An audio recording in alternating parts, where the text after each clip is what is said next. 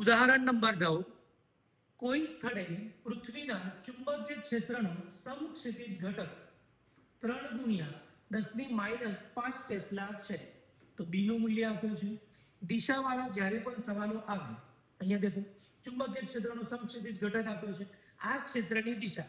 તો દિશાવાળા જ્યારે પણ સવાલો આવે તો આપણે સૌથી પહેલા ડ્રો કરી દેવાનું ઉત્તર દક્ષિણ, પછી જે છે પૂર્વ અને પશ્ચિમ.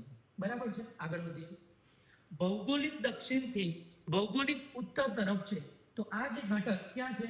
ભૌગોલિક દક્ષિણથી ભૌગોલિક ઉત્તર તરફ. તો આ જે છે આપણે બી નું મૂલ્ય ઉત્તર તરફ છે એવું આપણે કહી દઈએ. બરાબર છે. અચ્છા, આગળ. એક લાંબો સીધો વાહક 1 એમ્પિયર જેટલો એટલે કે પ્રવાહ I ધરાવે છે. તેને સમક્ષિતિજ ટેબલ પર મૂકવામાં આવે છે. તેમાંથી પસાર થતા વિદ્યુત પ્રવાહની દિશા. ભાગ એ માં શું પૂછ્યું છે? પૂર્વથી પશ્ચિમ તરફ.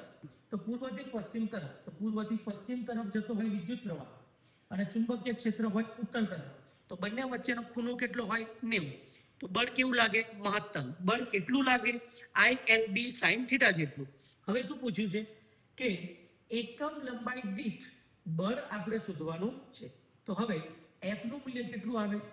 ILB sin theta. એકમ લંબાઈ દીઠ કીધું છે તો સ્મોલ f કેપિટલ F ના છેદમાં L. F નું મૂલ્ય કેટલું છે? ILB sin. sin જે છે કેટલું આવશે? 90. અચ્છા, હવે જે છે એકમ લંબાઈ દીઠ કીધું છે તો L. તો L અને L કેન્સલ થશે. હવે જે છે I અને B. sin 90 નું મૂલ્ય 1. હવે આ પ્રવાહનું મૂલ્ય કેટલું છે? 1 એમ્પિયર. B નું મૂલ્ય કેટલું છે? 3 ગુણ્યા 10⁻5 ટેસ્લા. બરાબર છે. હવે જે છે આપણને એકમ લંબાઈ દીઠ બળ કીધું હોવાથી આ કેટલું આવે છે? 3 ગુણ્યા 10⁻5 બળ હોવાથી ન્યૂટન. એકમ લંબાઈ દીઠ કીધું હોવાથી ન્યૂટન પ્રતિ મીટર. આ પ્રમાણે આપણે એકમ લંબાઈ દીઠ બળ શોધ્યું. પાર્ટ બી માં શું પૂછવામાં આવે છે? દક્ષિણથી ઉત્તર તરફ હોય તો દક્ષિણથી ઉત્તર તરફ પ્રવાહ જાય છે, ચુંબકીય ક્ષેત્ર પણ નોર્થમાં છે, તો જે છે બંને વચ્ચેનો ખૂણો કેટલો થશે? 0.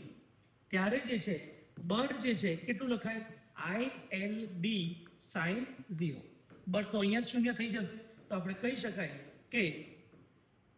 શકાય કે દક્ષિણથી ઉત્તર તરફ હોય ત્યારે એકમ લંબાઈ દીઠ બળ કેટલું લાગશે? 0.